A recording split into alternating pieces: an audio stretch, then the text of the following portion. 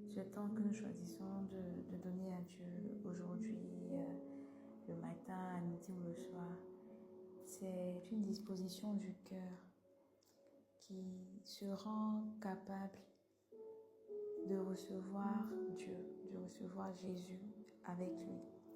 C'est une rencontre en fait que nous avons avec le Seigneur, mais qui reste toujours et avant tout l'initiative de Dieu.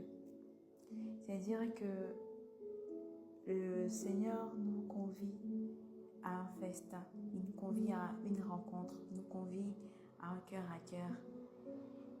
Et il fait naître en nous le vouloir, le faire, de dire oui à cet appel en entrant en prière.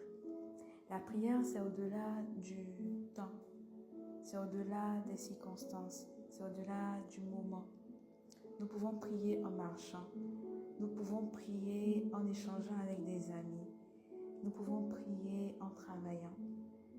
C'est cet élan-là que nous avons de jeter un regard chaque jour un peu plus vers Dieu et lui dire « Eh oh, nous sommes là, hello, je suis là ». La prière, c'est amour, parce que nous choisissons de répondre à l'amour de Dieu qui s'est donné à nous. Cet amour qui s'est manifesté par sa mort sur la croix et sa résurrection que nous allons bientôt fêter.